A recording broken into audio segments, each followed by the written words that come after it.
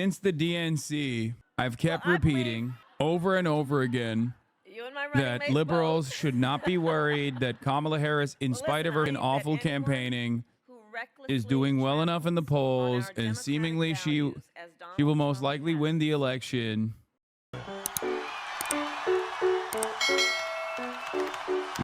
Now let's hear from Kamala and Liz Cheney. I am a Ronald Reagan conservative.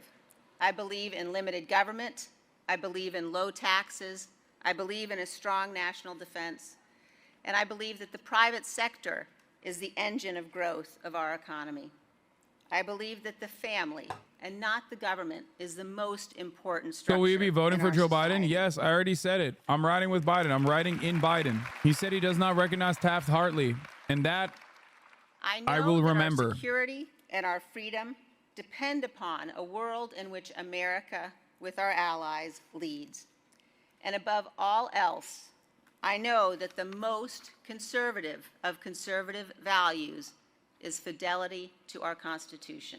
I tell you, I have never voted for a Democrat, but this year I am proudly casting my vote for Vice President Kamala Harris. I'm so lived up. Hell yeah. Girl boss. Girl boss, baby. I love the small government and private sector myself. I will, of course, be voting for the small government conservative Donald Trump, but I'll still entertain this Liz Cheney conversation. But mostly we're not going back. Why is Liz Cheney doing this? How is this good for her agenda? Bro, she's cooked. She has no agenda. She's going to write a book and go on MSNBC and become a talking head. That's it. Her political ambitions are over, dude. She has no constituency. She represents nothing. You know what's really funny? I think Liz Cheney will still secretly vote for Donald Trump. I know that she loves our country, and I know that she will be a president for all Americans.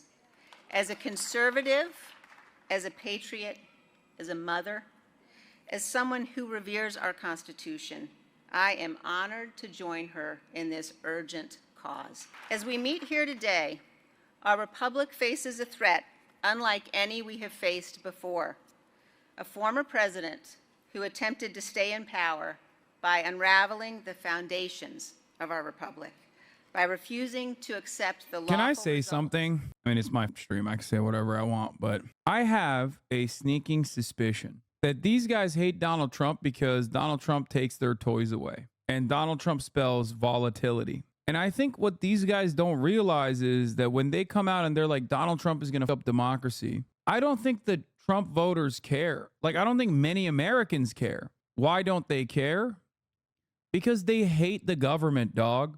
So if anything, this probably causes them to like Trump even more, even if you're in the margins. They see Trump as a destructive force and they like it. It's such a shallow statement. They like Trump as a destructive force because the government itself has not done anything for them. You know, when people say like, oh, Trump represents a danger for democracy, they mean Trump is dangerous for the current way of existence in this country.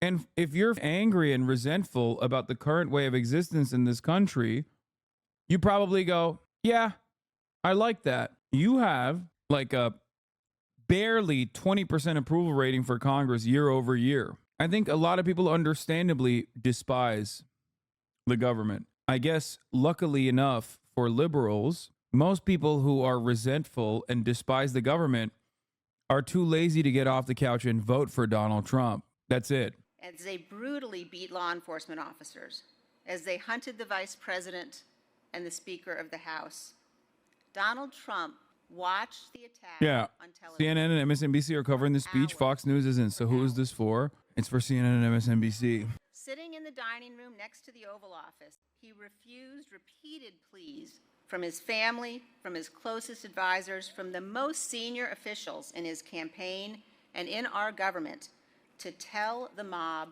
to leave. And when Donald Trump finally did speak publicly after hours of violence, after the Capitol had been invaded, he praised the rioters. He did not condemn them. That's who Donald Trump is. Those facts that we know about what Donald Trump did, including what he did when our Capitol was under siege, Those facts do not come from Donald Trump's political opponents. Those facts come from the people closest to him. They are the ones who testified that Donald Trump did not want to stop the violent attack on our Capitol.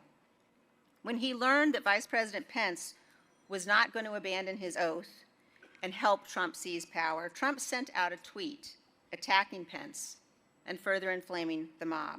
One of Trump's aides testified. Like, for me, Donald Trump doing January 6th is like so low on the scale of atrocities that he caused, dude. Like, foreign leaders deporting thousands of migrants, like greatly accelerating ICE dragnet, doing the family separation deterrence policy, tax cuts for the wealthy and corporations, tax cuts that actually literally sunset for every other tax bracket. I just don't care that, like, Donald Trump did January 6th. It was funny. At least it made me laugh. You know what I mean? Watching those fat hogs climb up the walls of the Capitol and, like, get pepper sprayed was a hilarious moment. Okay.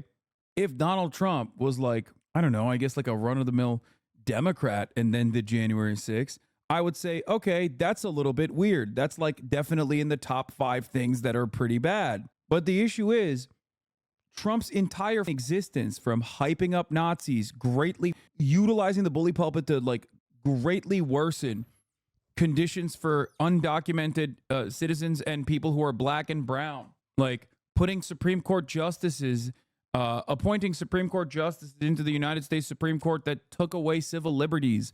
All of these things are so much worse. I just can never find myself to take January 6th arguments seriously. I just don't care. I think personally, if you're this invested in the January 6th argument, you probably are a relatively privileged person. Okay. I think that there is relative privilege. And for a lot of people, I think, that care about American politics, that are like hyper focused on American politics, this is the only that they care about, because for them, you know, the process works. And he did the unthinkable. He tried to break the process. But for many, the process doesn't work. I personally think Donald Trump did a ton of significantly worse things than January 6th. I guess that's the difference between me and the people who are like, no, you don't understand. January 6th is really important. For the record, I'm not saying what he did on January 6th was, like, acceptable. Of course it wasn't. Of course. I'm simply stating that in terms of, like, in order of priority, if there was a hierarchy of, like, awful that he did, because it is such a target-rich environment, January 6th doesn't even make the top 10, right? Like, it's simply a continuation of all the other much worse, much more consequential things that he did, okay? That's it. And the American media has, like, routinely tried to universalize the harm caused by January 6th over and over again by greatly beefing up that aspect of Trump's administration, while rarely covering all of the other infinitely more damaging things that Donald Trump did to the American economy, to the American worker. Why? Because all of those other things that he did actually helped the bottom line of American companies. It helped the bottom line of American corporations, or it caused a decent distraction so that you never actually got mad at the real people in positions of power, and instead got mad at the undocumented migrants. And that is what's very frustrating. And that is how you only can arrive at a position where the Democrats are advocating for the same positions that Donald Trump advocated for all the way back in 2020, in 2024, without much scrutiny. That is the reason why everybody talks about January 6th. January 6th is mostly frustrating and terrifying, not for the average American, but for politicians. It's the same principle behind we have to immediately fix this gun violence problem because it's impacting Donald Trump.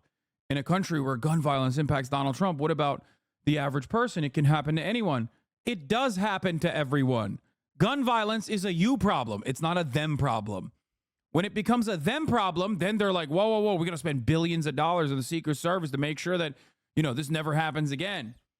Gun violence is already a you problem, especially if you send your children to public school, especially if you go to public school. It's a problem for you.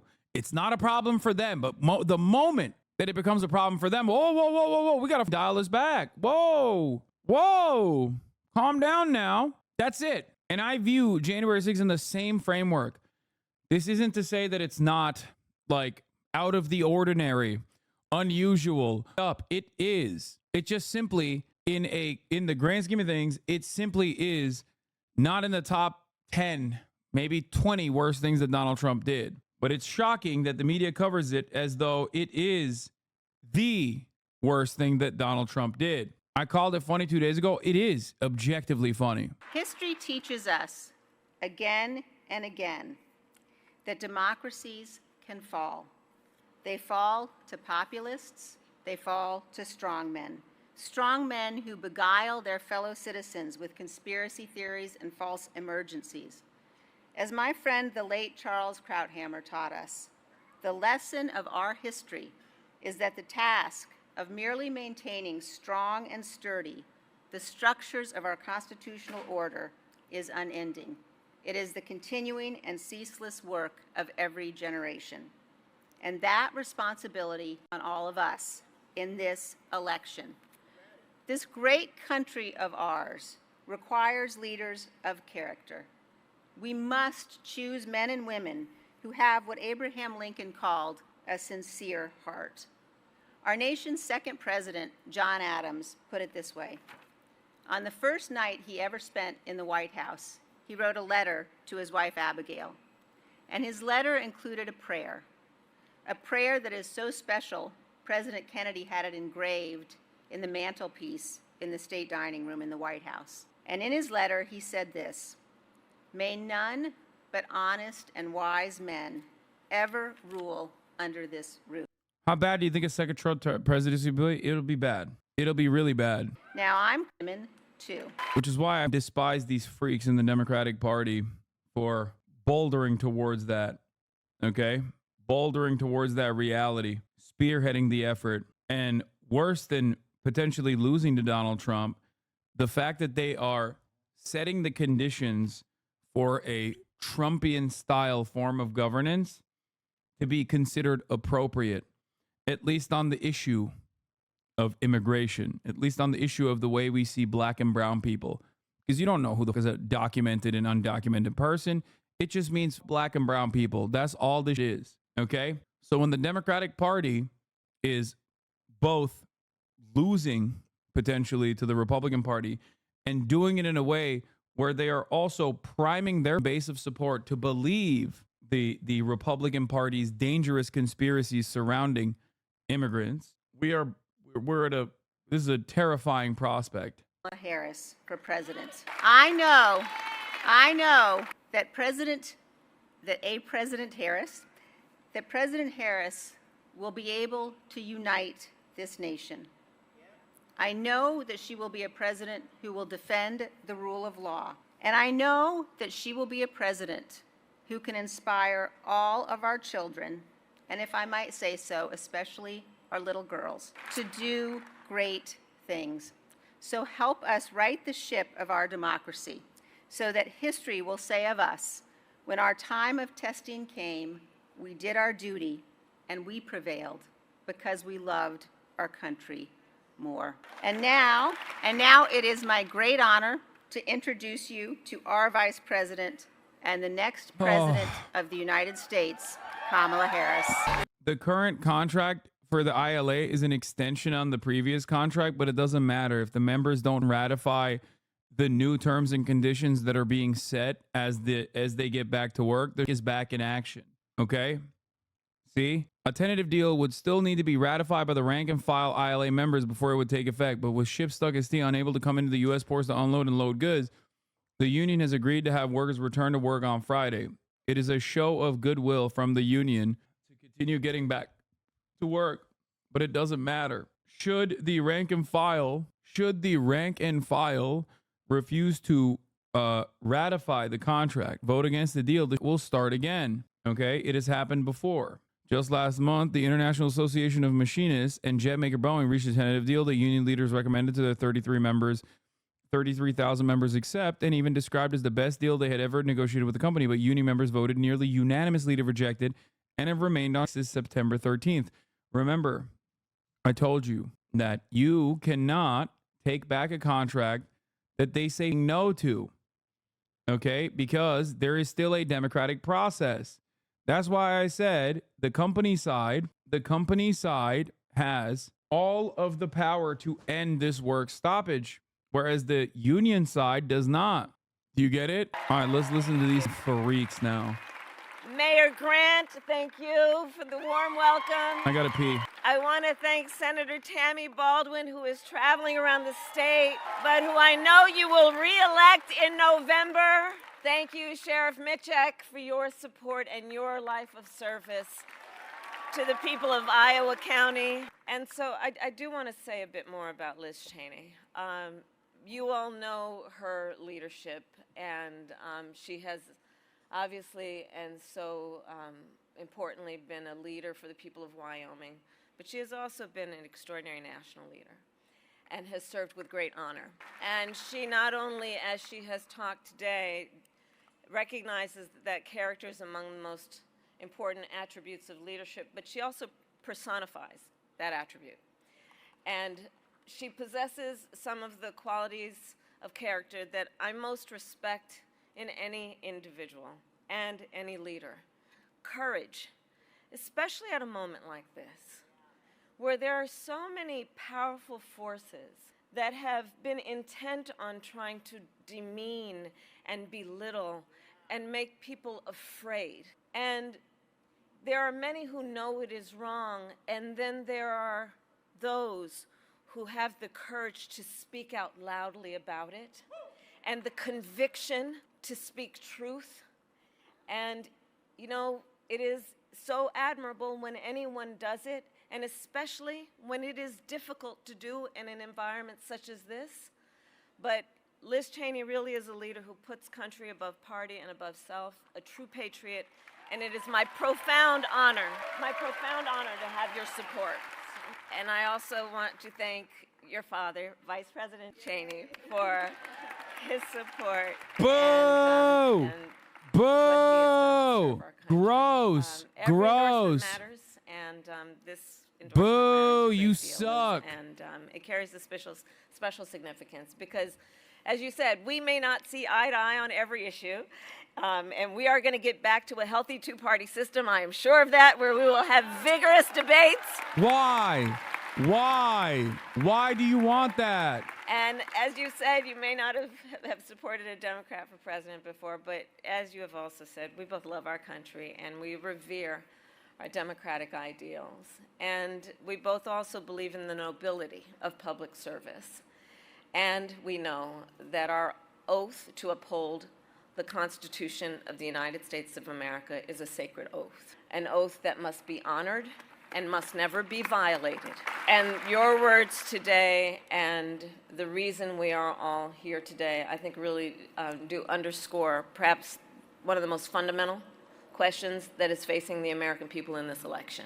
Who will obey that oath? Who will abide by the oath to preserve, protect, and defend the Constitution of the United States of America? I have had the privilege,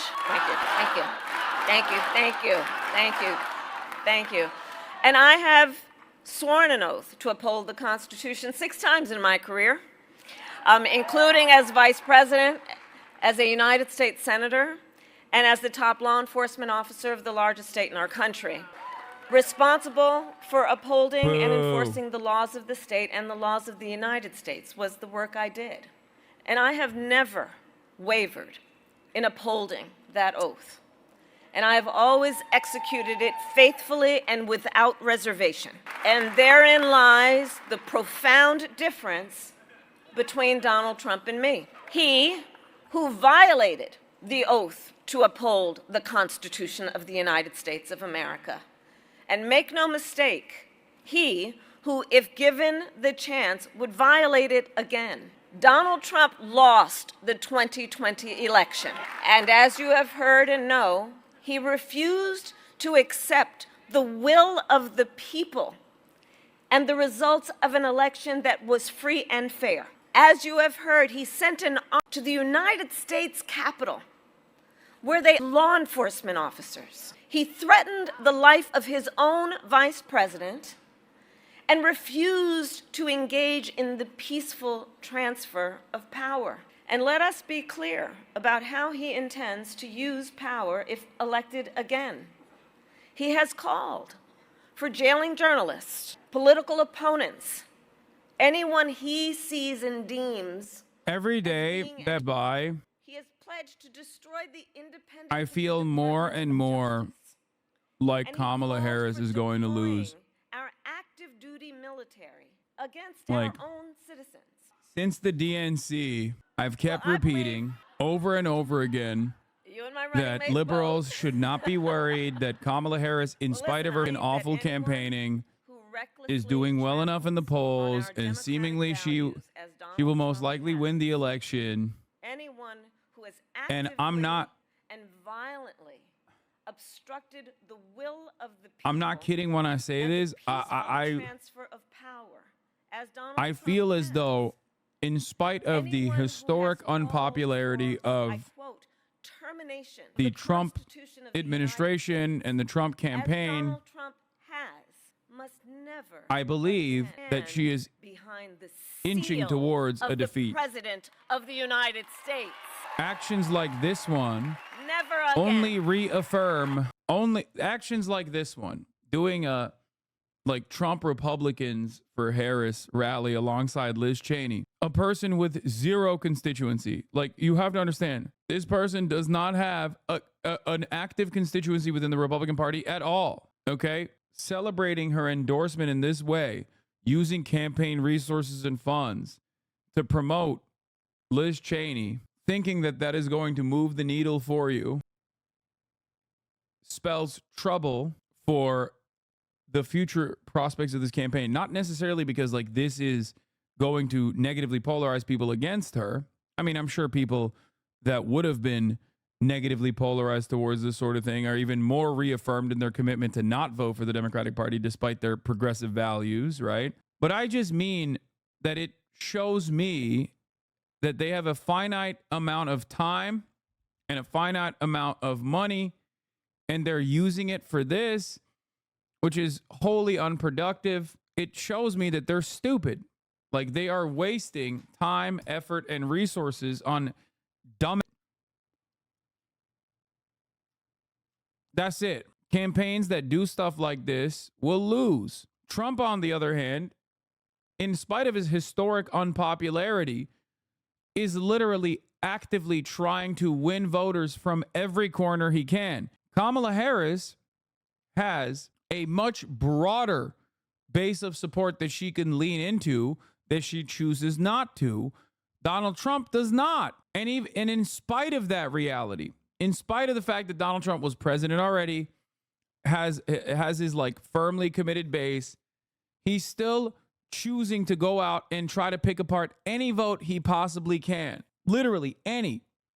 Kamala Harris, on the other hand, is throwing. These are not real voters that she could potentially go after. Okay? Lol, dude, you even look liberal? I last night with this, okay? Trump doesn't have an amount of population to work with in terms of making his election chances better. People have already made up their minds on him. Okay? Have you ever addressed how the media instantly washed away the second attempt or the reasoning behind it? Just as an honest question, bro. Thank you either way. Yeah. Nobody cares. Do you care? Have you been thinking about the second Trump attempt since then? No, you don't. You care about other. If you're a Republican, and this seems like a Republican line of questioning, you probably care more about, like, I don't know, Haitians eating cats and dogs or some other made up, you know? It's not the media's fault. Word, I only care about Popeye's chicken. Thanks. Yeah, you got it. It's funny to come here and talk to the only guy who has brought up Ryan Ruth's name every single day since the, by the way. I would say I care more about Ryan Ruth than any number of right-wing media outlets. I'm the one guy, well, not in the way that you think I care about it. I'm a supporter of Ryan Ruth in the sense that me and him, we're like this. We're NATO voters, okay? On principle, I think that this is the United States of America. You should be able to walk around and open carry. And that's why I'm also on principle. As a small government conservative, I believe that it's a ridiculous use of resources it's a ridiculous use of resources, a waste of resources to like add additional protection to the president, or not even a president, someone who's running for president. That money should go to Israel instead. Okay. I also, as a small government conservative, think it's ridiculous that we're just arresting people for walking around with us now. Okay. I thought this was America, not communist China. Thank you for coming to my TED Talk. At Putin, a brutal dictator, launched against a free and independent people. Trump wants to force Ukraine to give up its sovereign territory, a bedrock principle upon which we stand and fight for.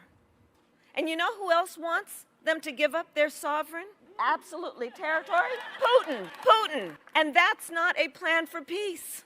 It's a plan for surrender. Well, I believe that in the global struggle between tyranny and democracy. 28 Lebanese healthcare workers killed in the last 24 hours as per UN. How are we any better than Russia? We aren't pulling the trigger on these. We're doing everything up to that point. How do we say we have a moral high ground? What? We don't. We don't have a moral high ground. Nobody thinks we have a moral high ground. I think you are slightly wrong on no R's will vote for her. My suburb back in 2008 was 80-20 Republican. Now it's 60-40 and probably could be 75-25 this year. A lot of older 40-plus R's are looking away from Trump and she's getting them. Suburb shift is real and growing. She's playing to them.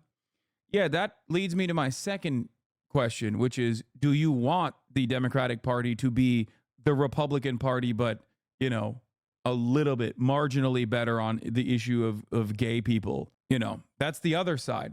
Even if this was a successful strategy, which, by the way, it is not, I will maintain that position. It is not a successful strategy, especially for someone like Kamala Harris. It is not a successful strategy because those high likelihood voters that are lifelong Republicans, even if they switch over to Kamala Harris this time around, are actively pushing the party further and further right. This creates an environment where we have incredibly reactionary politics on immigration. And my question always is, you're talking about your suburb, okay, that was 80-20 Republican, now is 60-40 D, which is, again, anecdotal. We don't know. I don't know what the migration patterns or whatever that looks like in your suburb either. I don't know if like people have left your suburb, people have gone into your suburb. You know that better than I do. But there are tens of millions of voters. If you look to the Obama 2008 strategy, there are tens of millions of voters that you are purposefully not choosing to activate. This is a problem for especially someone who is optically a black woman, okay? That strategy worked decently for the Biden campaign. For Kamala Harris, there is no proof that it will work. And not only is there no proof that it will work, but beyond that, there are plenty of other demos that she could be targeting, and she is not. She is hyper-focusing on the college-educated white voters in the suburbs and completely casting aside tens of millions of voters that do not fit that category. When in fact, if she were to run in a similar style to Barack Obama, she would actively win those coalitions back. People want to believe that the Democratic Party is interested in defending their rights. Kamala Harris openly says, "Nah, I'm not going to do that. Don't give a."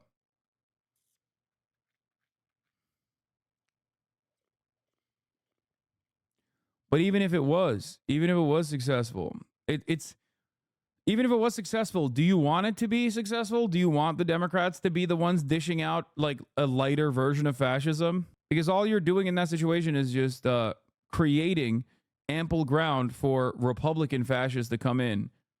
You're basically gearing your population to be more open-minded towards Republican fascism. That's frustrating to me as someone who looks at least like a couple steps ahead and does not like what he sees. Categorize Donald Trump as being someone who has depraved cruelty. That's the language that she used, depraved cruelty. I got chills. I think it's very impactful to hear her, who, let's be clear, she is not a progressive Republican by any stretch of the imagination. This is someone who probably fundamentally disagrees with the Biden agenda and certainly with many of the things that Harris is proposing that she would do when she becomes president. But at the core of it is really this question that we have right now before us about what America we want to be. Are we going to be an America that lifts up people who are cruel and who do harm and who do not reflect the character that we deserve to be led by? Or are we going to come together despite our differences to put someone in place who's actually going to carry on the American ideal and preserve our democracy? Okay. So I think that Like, no disrespect to you, Chatter. I know you're an older election watcher, okay? And I respect your perspective. I respect your point of view, but there are literally tens of millions of Americans out there that Kamala Harris could, with the stroke of a pen, captivate. And she's just letting them out there. She's just letting them die out there, basically. Showing them time and time again, I don't really give a fuck about you. We can win without you.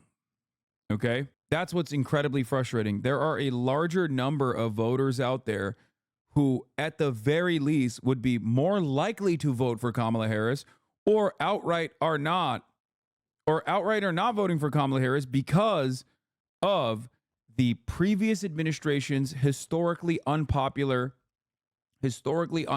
dealings with Israel. Okay? It is pure arrogance to rely on the suburb vote, in the same way that Joe Biden did when you are very different than Joe Biden. And also, to make matters worse, Joe Biden himself was not going to be able to win those suburban votes and win the election. Joe Biden was doing better than Kamala Harris with the college-educated white voters, okay? He was doing better than Kamala Harris. Joe Biden was underwater with all of the other voting blocks, so much so that he was demonstrably losing. Kamala Harris basically trying to re-implement that strategy every day in this otherwise truncated campaign is devastatingly stupid.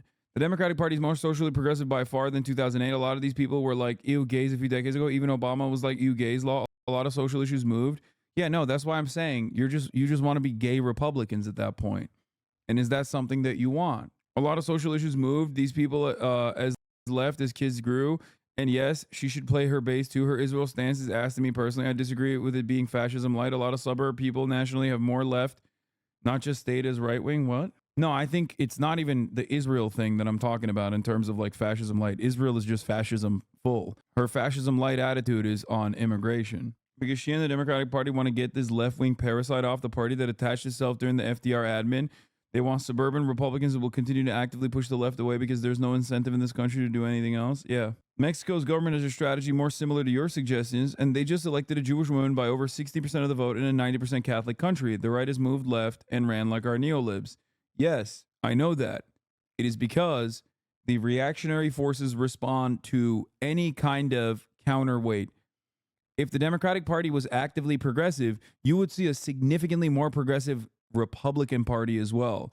And what that chatter is saying in terms of like the suburbs moving to the left is exactly my argument, which is that every now and then the Democratic Party is forced by the activist base to do something that is progressive. And then when they do that and the legislative agenda follows through on it, then the Republicans can no longer attack that group. Because it's just like, no, we welcome them into normal society. That's my point. But the inverse of that also can happen, which is happening right now with respect to our analysis of migrants. And considering that you don't know who is a migrant and who is a natural-born U.S. citizen, it just simply is a repackaging of white supremacy. That's my argument. And that is precisely what the Republicans are doing. They're hammering the white supremacy talking points, and the Democrats are caving on it. They are also saying, yeah, they have a point. We're going to be the ones that actively actually push this white supremacist, white nativist, anti-immigrant agenda. Not them. Vote for us instead. And ain't no is going to look at that and be like, well, you know, but I'm also gayist. That's why I'm voting for the Democratic Party. Okay? Think about it. Like who is like, yeah, you know what? I want to vote for the annoying, smarmy, gay version of this like white supremacist insanity. Okay? Nobody's like that. All you're doing is, in a very smarmy way, gearing up and priming your base for the future that is going to be really violent and really white supremacist for a lot of black and brown people that will be cast aside as undocumented.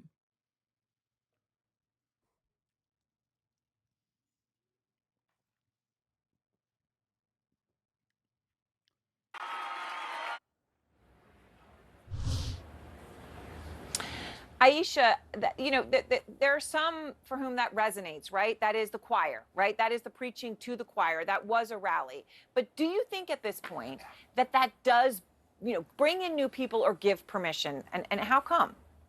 Well, as I watch this, one of the things that jump out at me is not so much as what's being said, but what's being seen. In this image where you have Liz Cheney standing there right behind Kamala Harris. And what that looks like to me is two strong and powerful women who are done with the patriarchy, who are done with the cat lady memes, who are done with the meanness and the nastiness. And if anything, I am sitting there watching them united as women that are more than 50% of this population. Remember, 57% of women fired Donald Trump and rejected him in the 2020 election. So to have the two of them standing there, even though their ideology. Yeah, what percentage of white women fired Donald Trump? Oh, wait, that's right. White women voted by majorities for Donald Trump twice. Mark, what do you think? The image itself of seeing them together side by side. Well, I think obviously anytime we have women that are trying to rise to the top of the ticket and take over this country, it's a great sign for our country and our maturity as a nation. But to the point that that you were making a moment ago, it's like 57% voted in 2020, and now they're living with the consequences when many women are having problems putting groceries on the table for their family, worry about the security of themselves and their families because Kamala Harris let in 13,000 convicted who are illegal immigrants in our country. All of these things are very real. They're now living with the consequences of that election, and I think quite a few of them are going to go back and say, I may not love how he tweeted, but definitely life was better under Donald Trump. I love how CNN is just like Fox News now. All right, so Philip, let me ask you that. There's a strategy which Harris is engaging in, by the way, of going to deeply red counties. I mean, I just pointed out this is the county where they're speaking. That was the birthplace of the Republican Party. Where nothing she knows for that. She's going to get nothing for that. Do a little bit better, right? And if you do that in a lot of different counties, lady from Tel Aviv, Israel, nothing to that. Okay, cool. Moderates. And there are some in the Democratic Party who think these Republican endorsements that Harris has been touting is a mistake, and it's not going to move the needle. And she should just focus on getting out her base, even in those deeply red counties, right? That should be the way to go. So what are you hearing? Yeah, I just want to say, first of all, what Mr. Lauder just said about the 13,000 immigrants is absolutely that's sick. Important to point that out. Came from ICE, Phil. It's not Be true. a reporter. It's absolutely not true. Be a reporter. Those were people that were in the country for decades. Enforcement. Many of them are in custody currently because they were charged with. I've actually done the reporting on this, so you can trust me, viewers. Now, democracy dies in darkness, Phil. That's right. That's right. That's why we're honest with our viewers and with our readers. Okay, so to your point, Aaron, I will say that I think that, again, this is going to be an election that comes down to who comes out and actually votes, right? Like and that so what freak we're gonna should not be on the panel are, at CNN, okay? There is no equivalent. I'm not on the panel at CNN. You know what I mean? Because his perspective is supposed to be that far outside of the scope of CNN, as far outside of the scope of CNN as someone like myself. They're not asking me to fucking be on the panel. Why are they asking him to be on the panel? That's a question that you have to ask yourself, okay? That person is insane. Like, that is an insane person. For Donald Trump, or may want to potentially vote for Harris and giving them the opportunity to do so.